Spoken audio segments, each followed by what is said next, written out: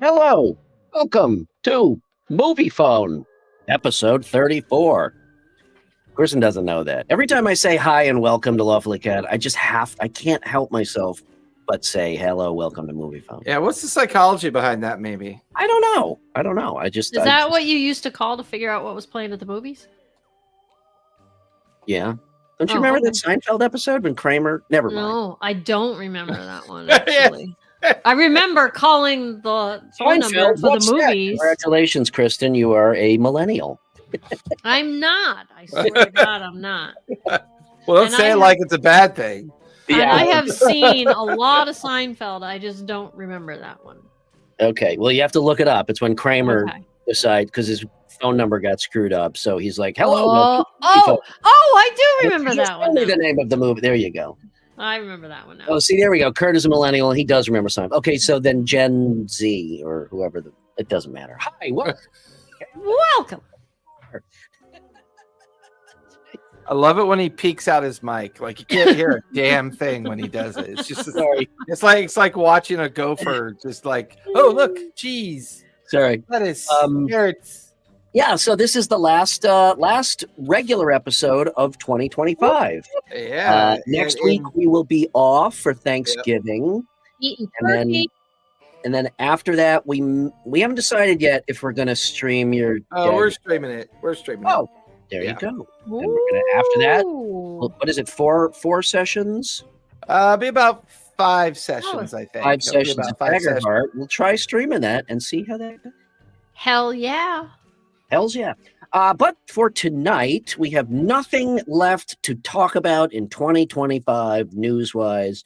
So that's not true. That's totally not true. Oh, well, Jason has something to talk about. So Mighty 9 dropped a surprise YouTube release. Sorry. And then they promptly dropped all 3 episodes at once on Amazon. That is true. They also live streamed a premiere party, which was funny as hell. The main creator, the secondary creator from Daggerheart, he is one goofy dude, man. Who's that? The curly hair and the kind of one of his eyes is off center, and he's got this goofy smile. He just reminds me of a classic nerd. Who are you talking about? Yeah, Spencer? Are you talking about Spencer? Oh, yeah, I think maybe it's Spencer. Yeah. He is such a classic nerd, man. He's got all the nerd vibes. It's fucking hysterical. Season 4, and I'm glad that you're enjoying it. I honestly am. Mm-hmm. It's not for me. Yes, and I get to listen to it tomorrow at work. Tried numerous times, and I don't want it to seem like work because that's dumb. So, yeah, Brian feels pretty intellectually overwhelmed by season 4, so we got to give him a break. Yeah, it's all good. Take a break. What? You got pointy dwarfs? You get little people playing? What? Whatever. Anyway, even when he's obviously being cringy, it's cringy that he's being cringy. It's just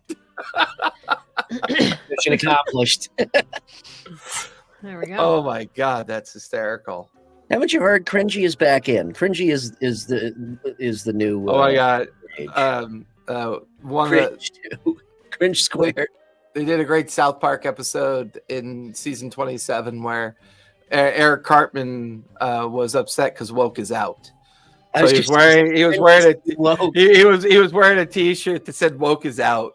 Uh-oh. I was like, oh my god, that's great. I still need to watch the last episode. I haven't got a chance to watch that yet, but yeah, it's obviously a disturbing episode because none of the YouTube people are like out there saying, boy, the Trumper this, Trumper whatever, right? But it's a disturbing episode. I tried to watch it again, and it felt so real. I just I can't do it. I can't watch it again. It was so disturbing. I haven't watched any South Park in ages. I honestly haven't either, and yeah.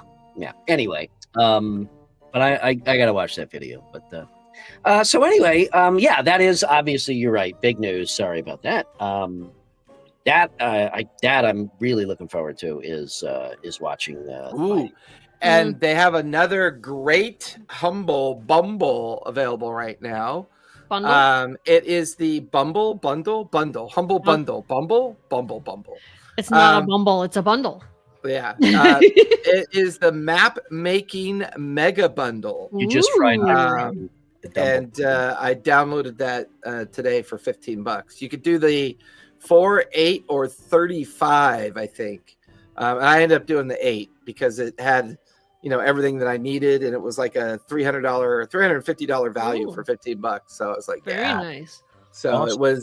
it definitely go check it out, because it also has they also had a couple software bundles in that one, so that it's actual software that you can use to make maps. And I've been wanting to kind of get back into doing that. I was getting really bored with Incarnate and some of the other ones, and I was like, have you used Dungeon Alchemy? Yeah, I don't like Dungeon Alchemy. No. Too much effort for little outcome.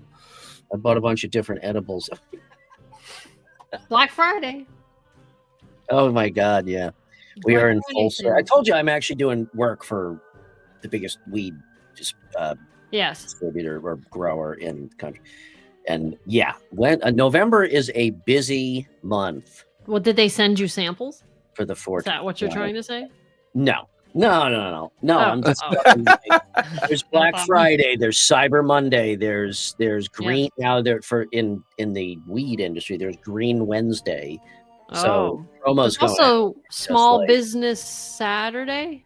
I think it goes Black Friday, Small Business Saturday. I don't know about Sunday, but then Cyber Monday. April 20th, November's probably like the biggest one for that. Anyway. Incarnate 2.0 is launching, says Kurt. Jason. Yeah, I know, but it addresses all of your pain points. I doubt that. I doubt that. I don't even know what seriously doubt that. Other than it's just you. Yeah. All right, so we have some show and tell and some trivia tonight. I think trivia was pretty fun. I actually got some.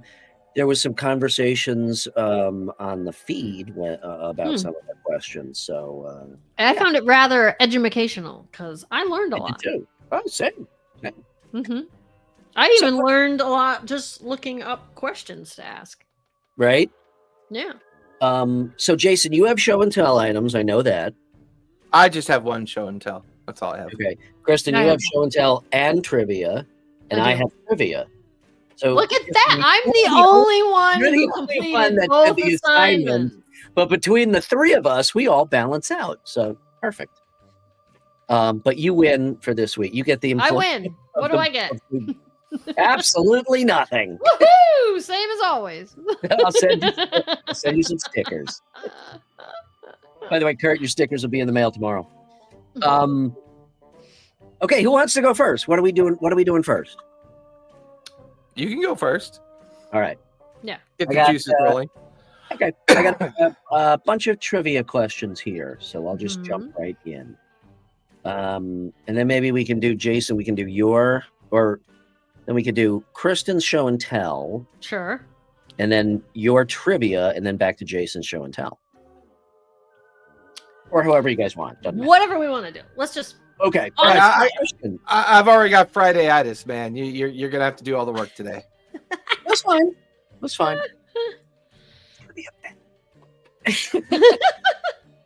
I'm just gonna sit here and bob my head. Okay. Who was the first dungeon master? I feel like we should have buzzers so we can see who buzzes in first. But I wonder if I have a buzzer. Dungeon master. As close as I got. That's kind of close. Would it be like? Oh, God, I don't know. What is it? It's not like well. That's too broad of a trivia broad. question. Wouldn't it be like Gary Gygax running a game for his friends or something? No, it's not him. No, it's not Gary Gygax, but you're on the right track. I'm going to say Dave Arneson probably was the first one to do it. Dave Arneson. I understand. I see. Maybe Gary was a player. Because Dave Arneson really was the talent of that organization. And interesting. He was, and he didn't have a severe cocaine addiction. So, Dude.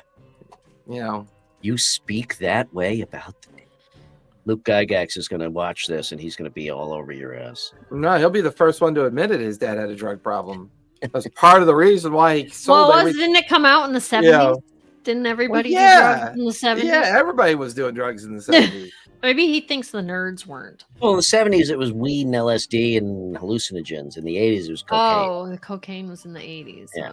Did you ever watch Wolf of Wall Street? And Quaalude? Actually, I have not.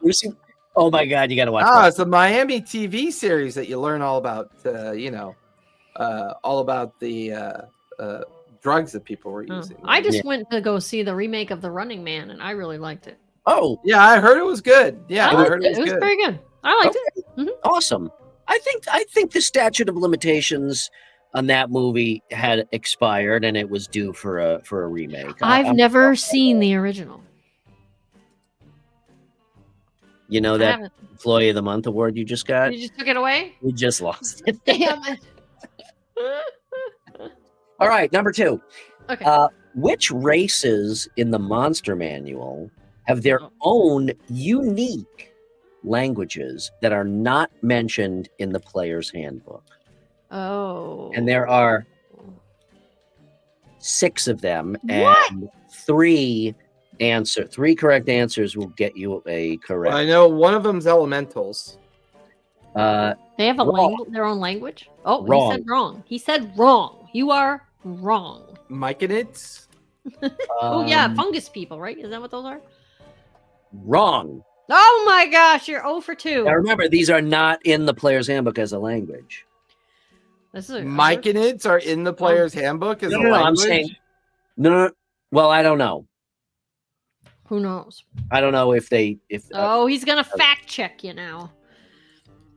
Hey, I didn't write these questions. He's also saying he didn't check the accuracy of his question. Complete bullshit. Clearly, he didn't. Yeah. When I find a question, I double check it to make table sure it's true. Yeah, okay, fine. You get your Employee of the Month. Thank you. Good. I can't even think of it. Let's table Mike and Jason. Check on that. Let's table that as a. I'm not going to check on it. I'm way too lazy for that. I just couldn't believe it was. Oh, okay. No, well, he's checking his email or something. I don't know check on that. Okay. So what are they? There's 6 more. There are 6, not 6 more. We didn't get any of them. Well, there are 6. No, because Eric Cochran, they use air elemental language. Right. Yeah, I don't know, man. That one's too hard for me. I don't know. Okay. No idea. Treant. Oh, okay. Umber Hulk, believe it or not.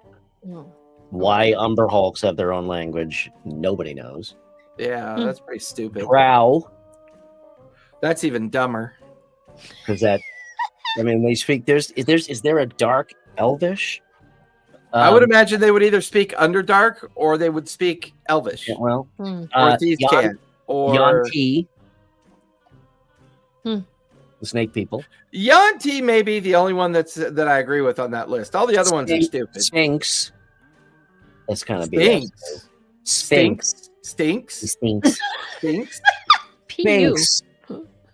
And Slad. Slad. Oh, those guys. So Slad, Sphinx, and Yuan-Ti should be the only answers on that list. Sphinx? You think so? Yeah, because they're spoke undercommon too. They're kind of celestial all bullshit. No. That was an extremely strange question. Yeah, okay. We're gonna say whoever wrote that question, we're calling BS on that. So, all right, what 1982 sci-fi movie begins with a group of teens playing Dungeons and Dragons? 80 what? 82?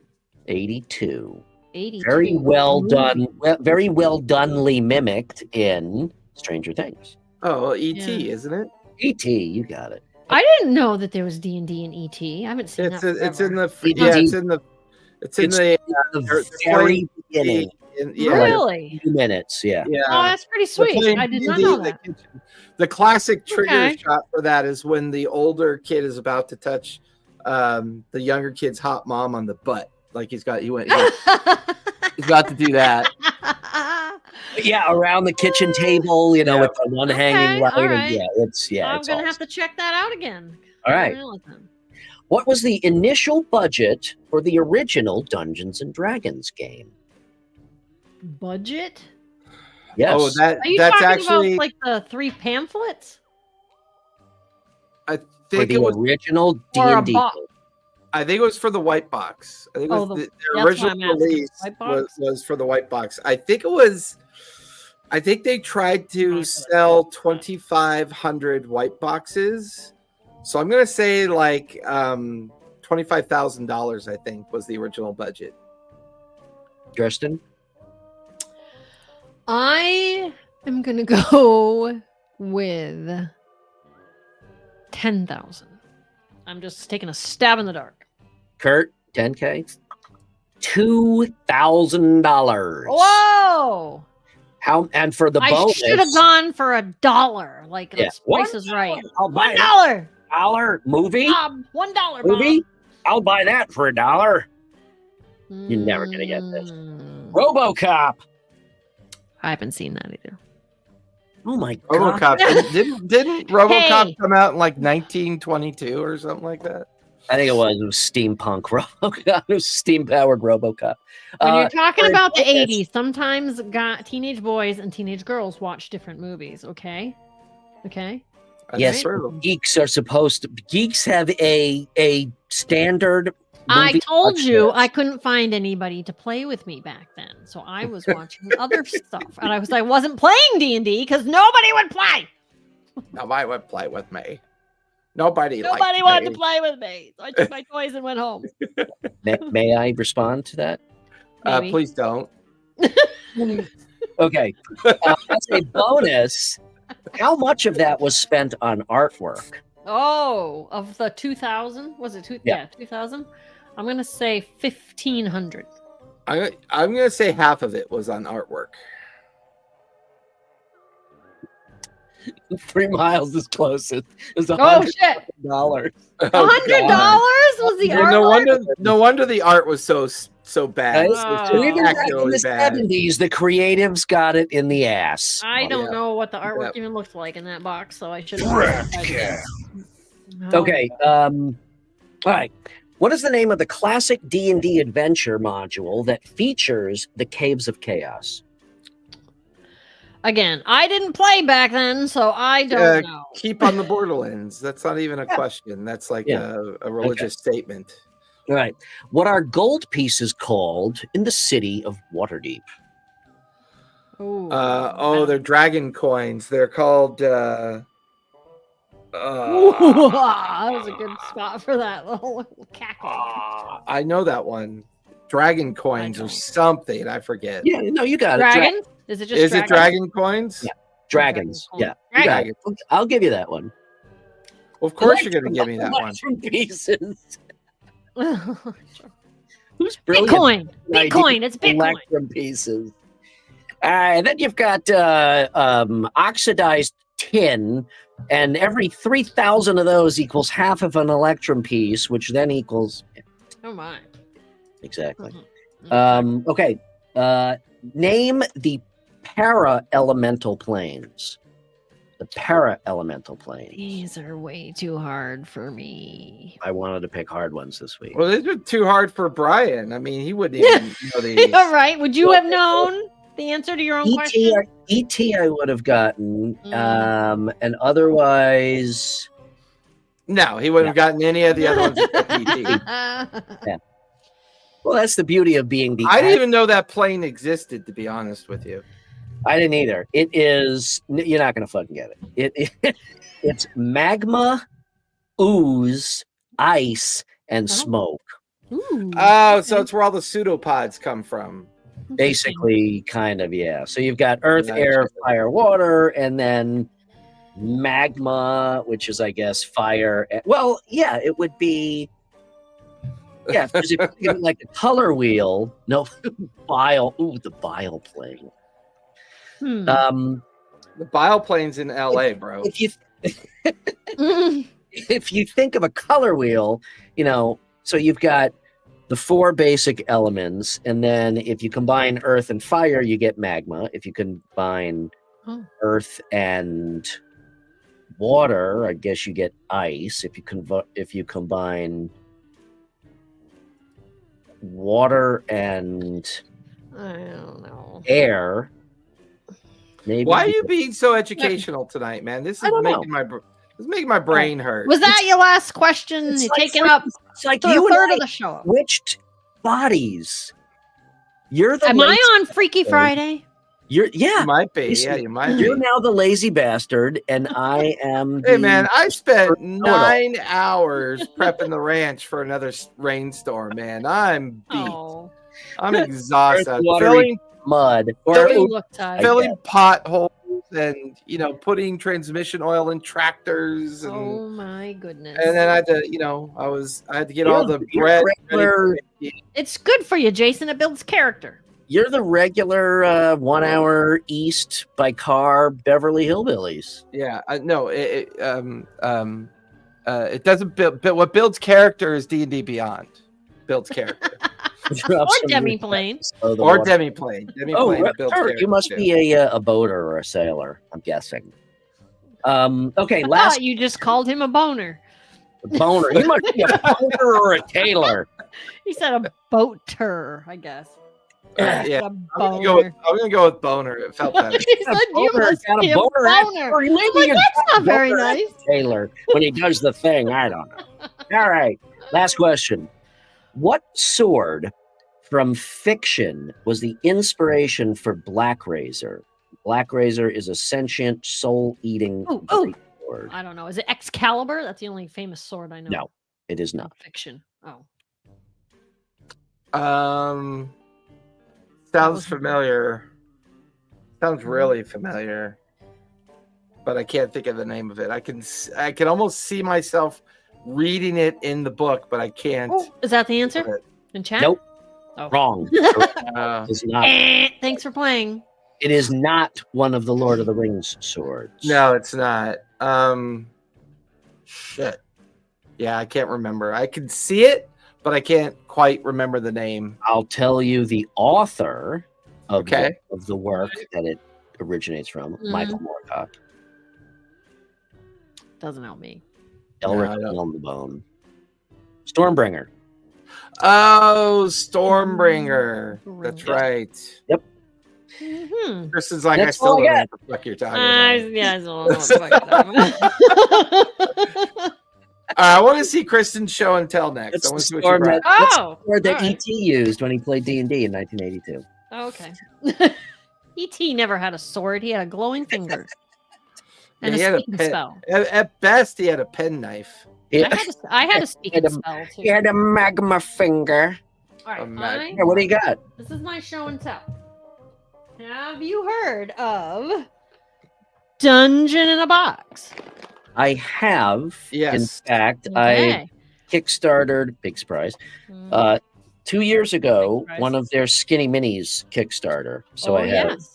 binders Now, full of this is Skinny. a monthly subscription box. You can still Yeah, I get think these. I did it for I did- 5 months. Yeah. I did a whole year's worth. I have 13 boxes, and they all build There's on 12 months each in a other. year. Just to remind Yes, you, there's I 12 know. months in a year. I Just understand. saying. There was a bonus box. Not on Mars. On Mars, So there's a the 13. cool thing about D&D Dungeon in a Box, you can still get this today too. They have some awesome maps. Right? They do nice maps. They really They do very nice maps. Yeah. They're on nice soft paper. This one I thought was really cool. It's a ship. Nice. They're all like double sided. Oh, this one was like Oh, wow. the world map, and then the ships. Beautiful. And this one had like two big Is that double printed? sided maps. Is that printed on like a coated paper? Yeah, at all? yes, it's like the soft, silky, satiny. Oh, I love that's called an Yes. aqueous coating, by the way, for those Thank of you you. wondering. And no, so that's awesome, it though. came with the adventure. It all each you could do these as like little standalones, or they all went together into a big campaign if you wanted to do them that way.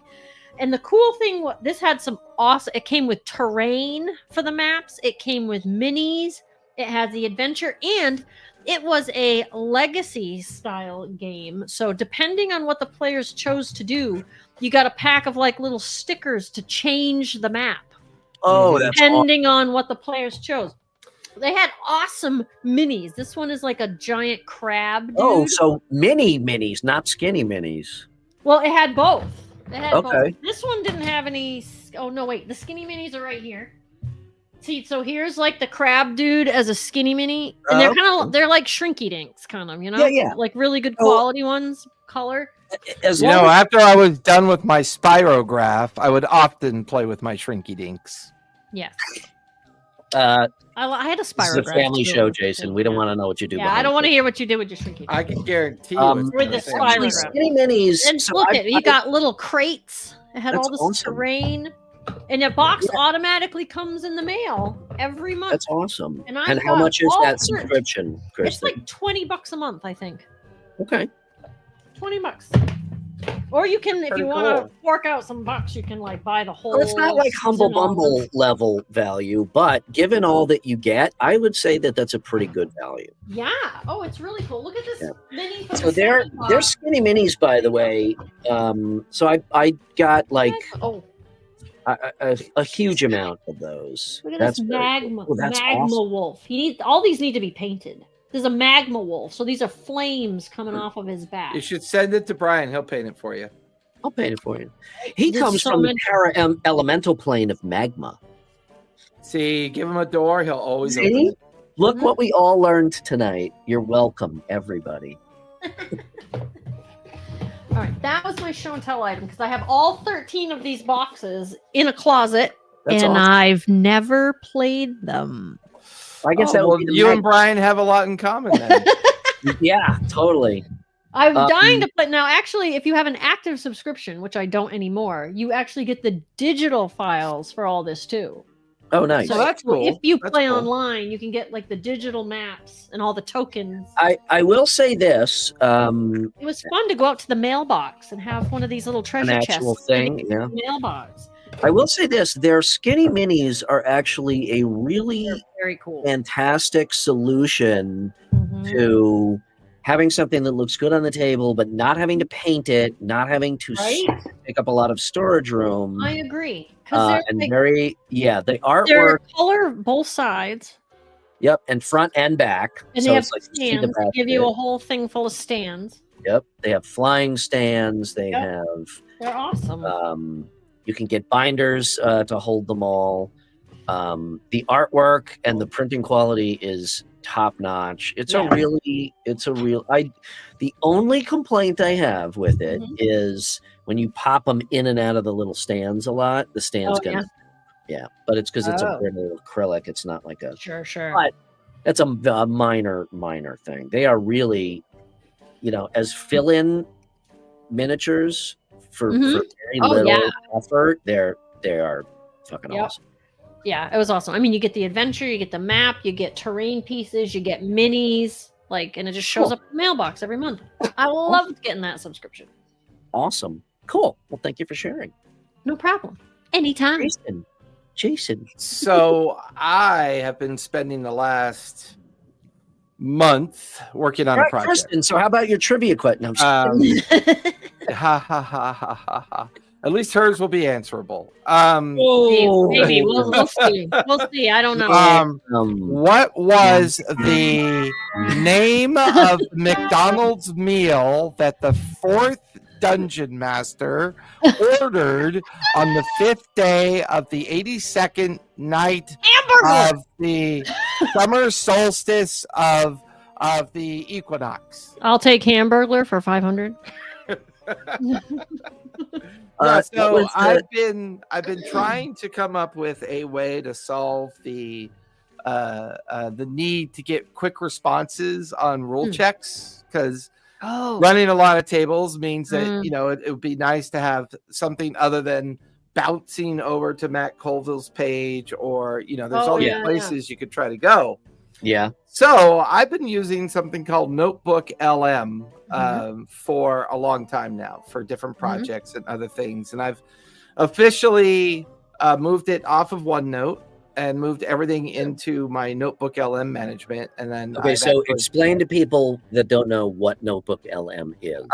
Notebook LM is a Google Gemini AI notebook. The genius of it is you don't have to worry about the AI getting too hallucinogenic because you can control the sources. You can tell it specifically and upload specific sources to it so you can manage it from there. So did you put all your source books in it? Yes. So what I did, you got to get a little clever with it because they're, they limit you to 200 megs per upload. And some of the PDF files can get kind of big for the D&D books. Yeah. But then you can go to PDF and get like a 7-day subscription to compress your PDFs and solve that problem. So I built a combination of Notebook LM and an AI agent so that now I just have this little AI chatbot that lingers on my screen. You just ask all I have to do is type in the rule question and it comes right up. Nice. That's awesome. And it has absolutely made running games online so much easier now. Because there was always this there's always a 2-3 minute back and forth about something. But now I can just, type in, and my goal now is to create an audio agent so that it can listen to us play. Oh my God! It will go. Excuse me, you're wrong. Yeah, I'm going to call it the rules lawyer agent is what I'm going to call it. So can I do the voice? Actually, you should do the voice. You're fucking wrong there, you stupid. You shouldn't be a TM. Get the fuck out of there. No, I think you would enjoy that too much. I'm just not going to let that happen. So probably smart. You could be like, wrong again, dumbass. But I'm also use roll initiative 20. But yeah, it's really. I don't have to spend as much time worrying about rule details now. And I was trying to come up with a third tier way of recording a audio transcript without relying on just a single transcript. And right now, all of my tables, after every session, they now get an audio recap and they also get a text recap of the transcript. So, Brian, if you ever get a chance, if you go look at the session recap chat for the Sunday game, you'll see all the audio recaps, and all the audio recaps are designed to be podcasts, so that when people listen, when they listen to them, it sounds like professional podcasters are talking about their game as a recap for the session. Now nobody has to take notes anymore. I'm actually okay with that, except for the ones that passionately like to take notes. Like there's always at least one person that that's their thing, and it doesn't really interfere with that passion. But most players are auditory reminders. They'll like 3 Miles. He loves taking notes. I mean, that's his passion. But he also knows the other players rely on him to do that.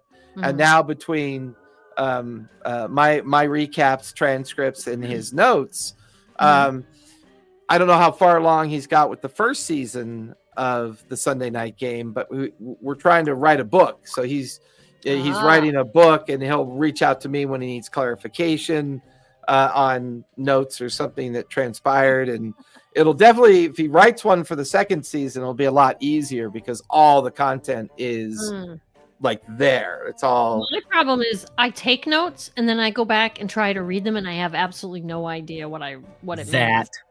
Yeah, what the fuck does this mean? What the hell does this mean? Like it's so fast, it's all over the place. It's like I'm good at keeping inventories, but I generally leave the note taking.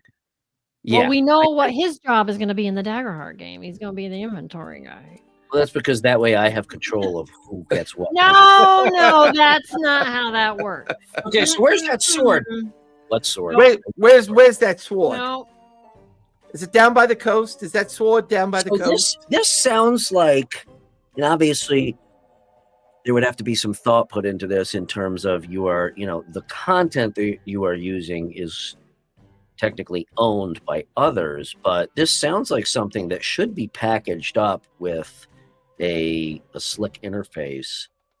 Yeah, but the problem is most people in the software business know how to do this. You're right. It's not really that hard to do. To the layman who does not know how to do it, or the lay person.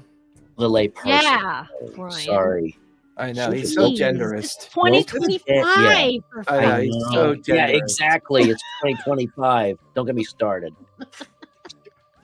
Here comes the ranking. No, seriously though, that is really freaking cool. Yeah, it is.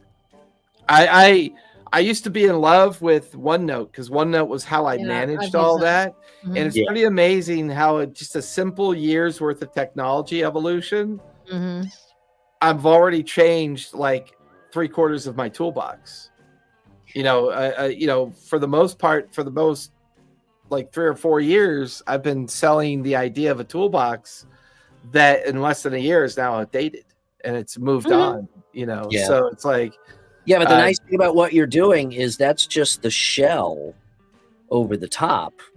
Right. Not, you know what I mean? That accesses all the data as it refreshes and updates continually. Yeah, and Notebook LM lets you plug in websites. It lets you tap into your Google Drive if you want to keep files in your Google Drive.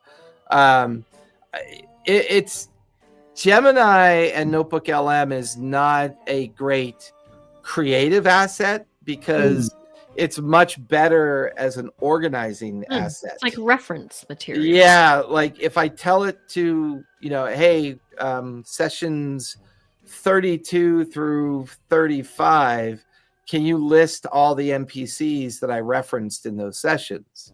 Oh yeah. And then it just quickly, spits it out as a guide. Hey, so you know something? Now my business brain is my business hat is getting on.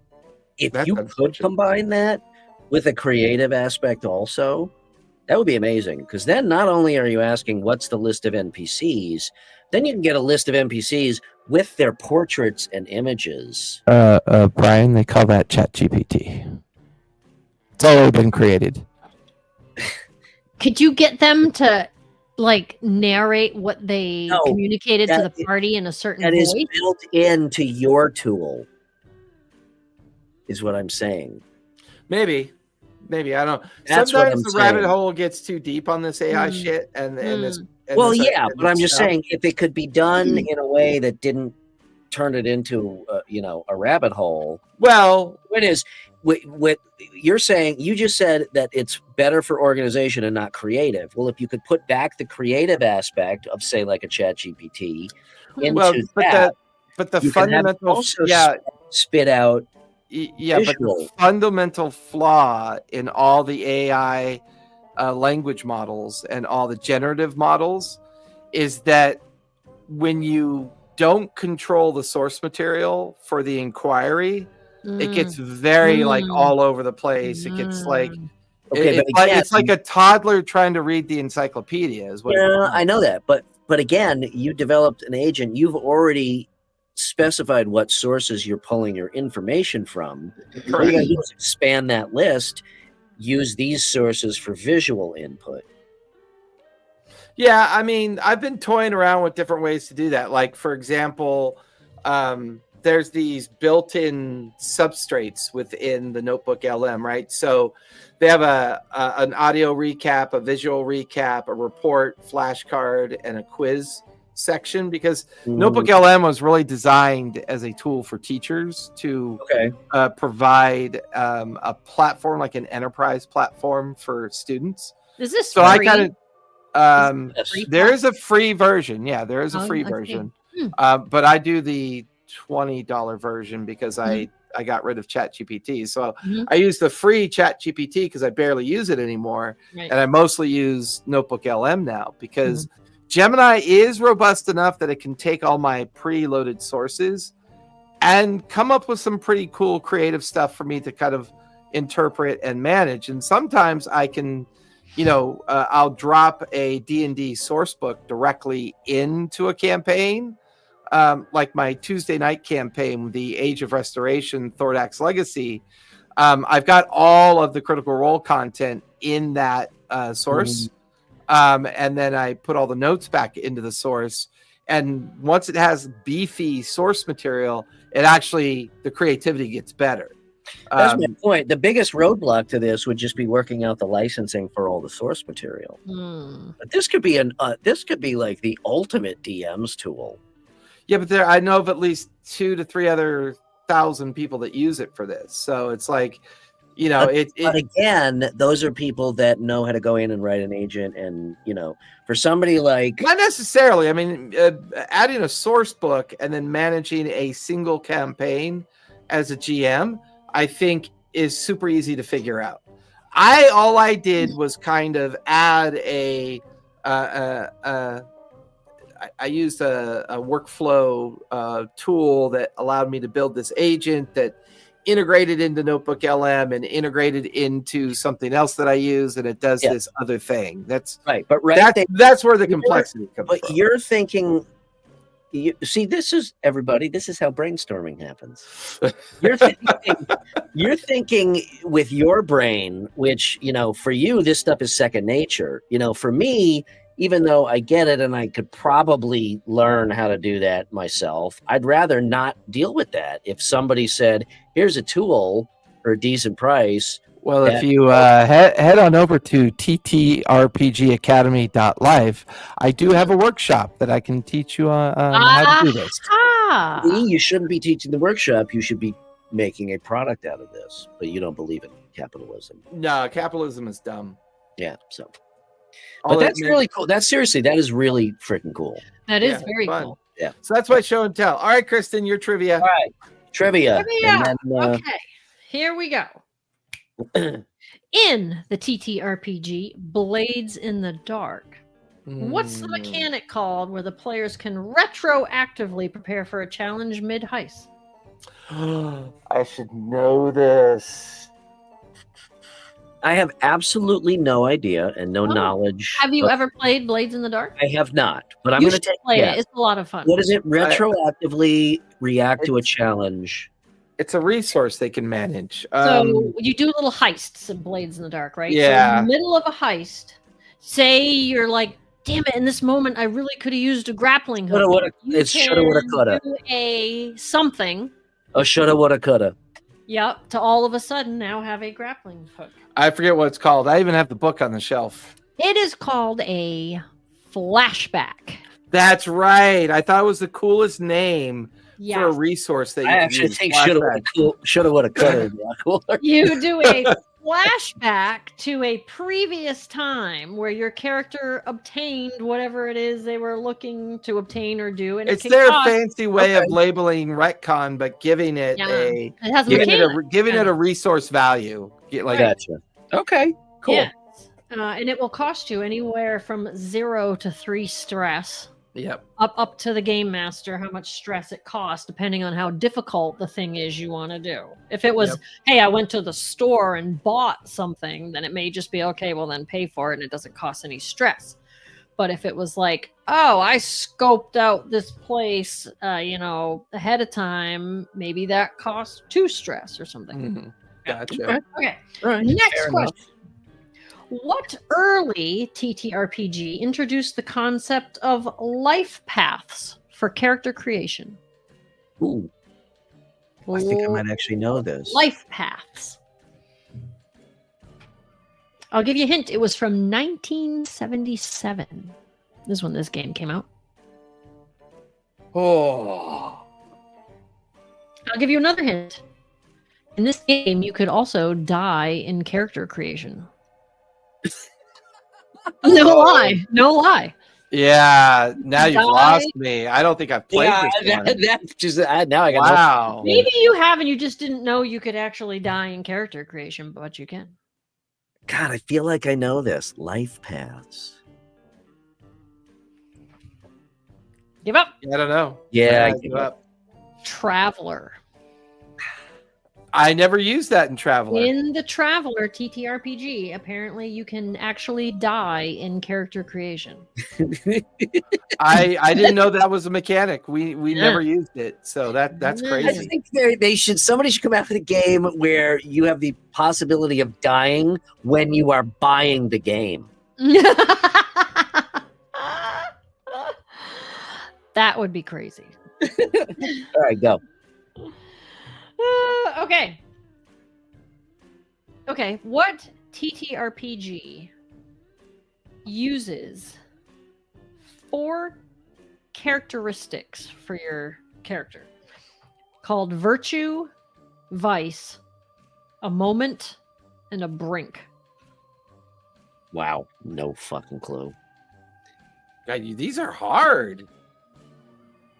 Yeah, I don't know that one either. Wait, Oh. virtue, vice, a moment. It's got to be one of the board games. Character has 4 characteristics: a virtue, a vice, a moment, and a brink.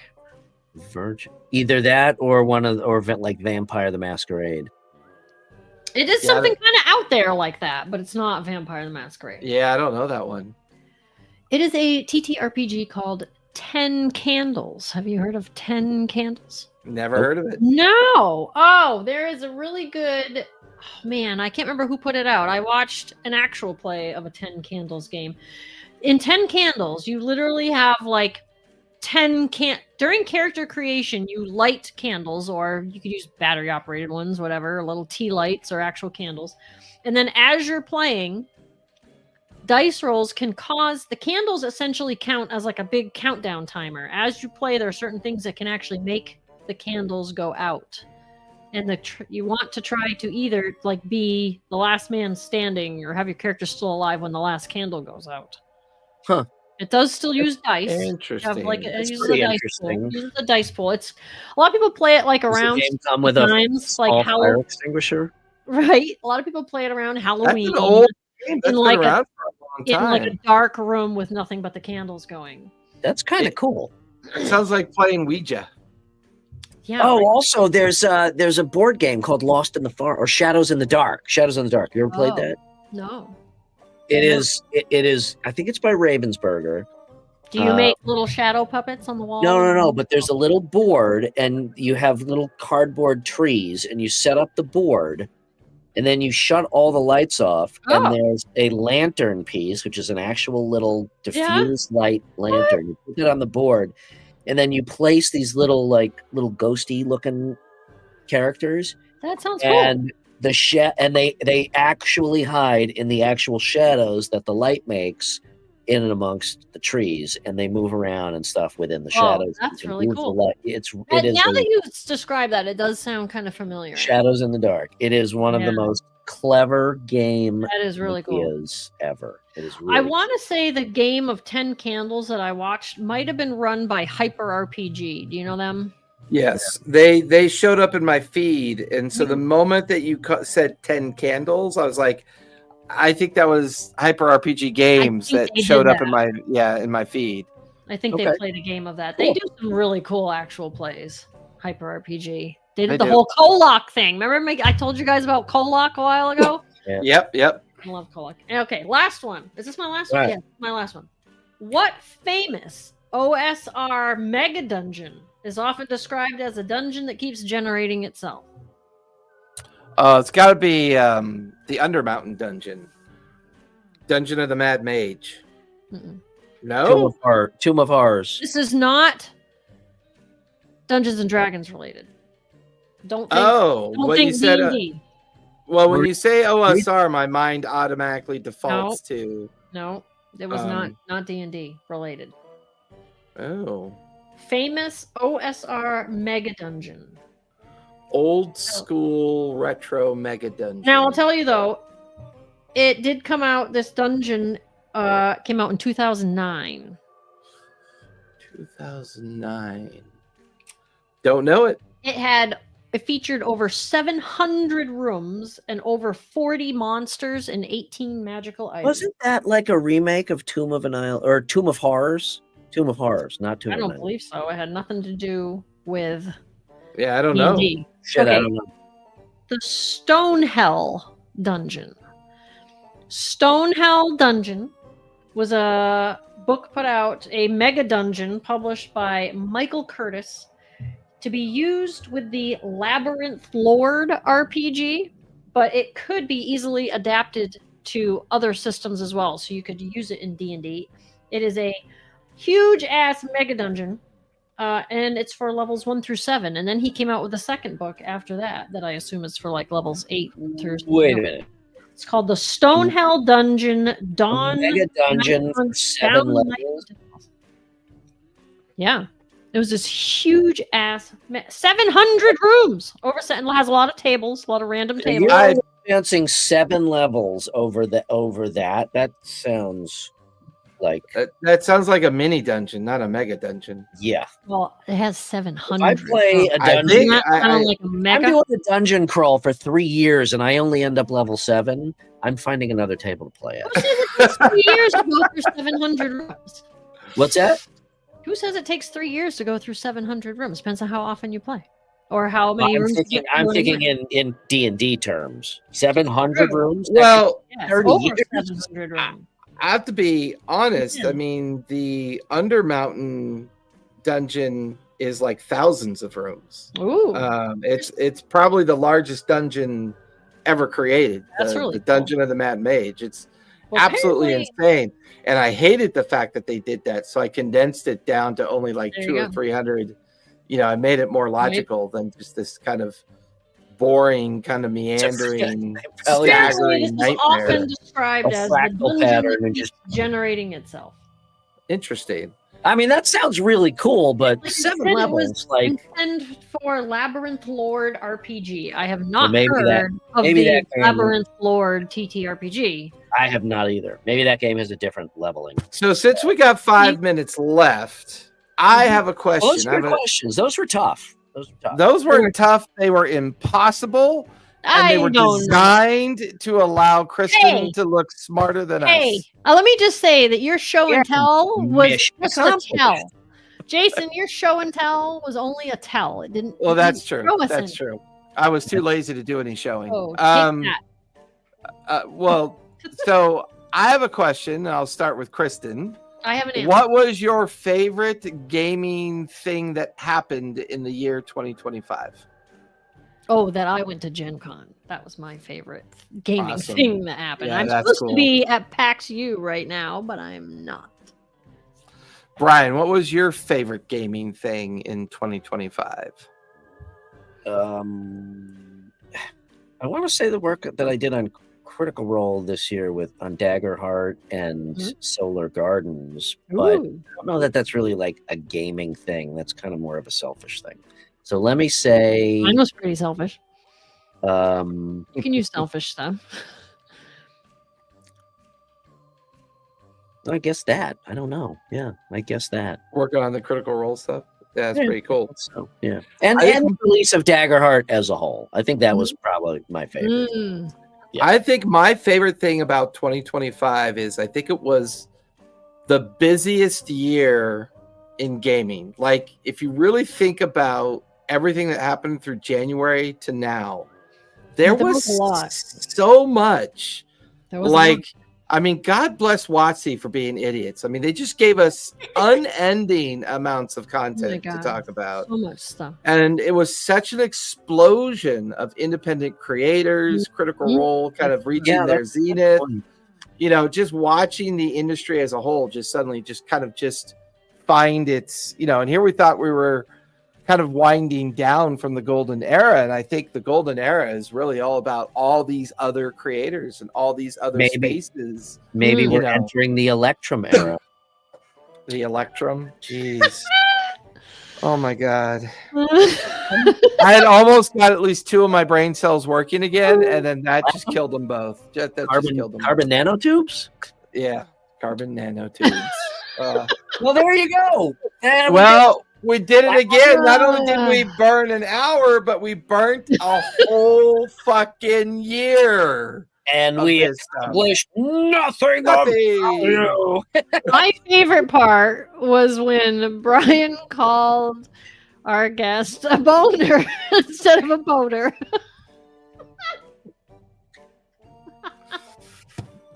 GTA boner. I'm not even drinking. Hey, Brian. Well, where can we- wait, before I just want to say thank you everybody for sticking with us again. Kurt, especially you. You're here every fucking week, man, and that is just Yeah, what does that say about your life, buddy? Hey, wow. love, Wow. much love, Kurt. Much love. That's why Jason's going to be fired next year. He just doesn't know it. Anyway, Hey, I see him every Sunday, so I'm good. yeah. No, but seriously, I mean that means a lot. You are the number. You're a number one fan. You're our only fan. Remember Misery? Ooh, that was a Yes. No, I'm trying. I spent half my life trying to forget Misery. Yeah, no You shit. didn't like that one? No, it was Oh, fun. you mean you mean the movie? I was talking about the emotion. Oh, we're talking about the Stephen King novel. movie. But seriously, thank you, Kurt. Thank you, everybody else who watches and listens and sticks with us in our inane babbling. Thank you, Jason and Brian, for asking me to be on your podcast. Thank you for joining us. Thank you And for joining us. And I know it's going to be a while. It's going to be a whole. We're not going to see you again until next year. Oh my god! It's going to take forever. But Well, you'll see us on Daggerheart playing Daggerheart. Yeah, it was a joke. Of course, they're going to see us play Daggerheart. All right, we playing Dagger. We're gonna play Daggerheart, right? Are we playing Daggerheart? We're gonna play Daggerheart. Yes. All right, now that Everybody. peace has Oh been- God, you got rid now of that, now that- You still hear me? Can you actually still hear me when you? no, because you're in the green room. it. Oh, What a dick. if you don't, everybody needs to watch our Daggerheart. I think we've all got. Because if you don't, you won't see us until after the holidays. This is true. But if it There you ends go. up being after the holidays, have a Merry Christmas and a Happy Hanukkah. Smoke Thank your you. marijuana. Love a little Adam Sandler. I think it's early this. I never know. People ask me like, It "What's is up?" early this year. I believe don't it's fucking before know. Christmas. Is it? I think it's Mhm. before. Sometimes it's on Christmas. Sometimes it's after Christmas. I think it's before Christmas. Yeah, I know. I was like to one year- celebrate Yule myself. I'm more of a Yule girl. There have been years where Hanukkah has gone into January and has started. Oh shit, That's that's weird. crazy. Yeah. My Yule just stays right in the same spot. I'm sorry. You should No, probably. I say like it there. I like it there. Hey, Brian, where can we find you? You can find me at RPG and Co on Instagram. Shoot me a DM. Love talking about game stuff. And check out the website at playrpgandco.com. Some cool content on there and some apparel and merchandise, stuff like that. Kristen, And what about we'll- you? Oops, sorry, that's your job. And Go. where can we find you, Kristen? You can find me at Kristen's Epic Adventures on both YouTube and TikTok. Very cool. And Amazing. as always, you can find me over at ttrpgacademy.life, where you can sign up for games, sign up for workshops, or head on over to our Discord and have a chat and talk about all the things that are fun and annoying about all the TTRPG games in the world. Other than that, hey, Brian, TPK. Jason, tell a story. Hey, Kristen, play a game. And be kind. Bye, everybody. See you next Thank you, year. everybody. We'll see you in 2 weeks for Daggerheart. Otherwise, we'll see you in January.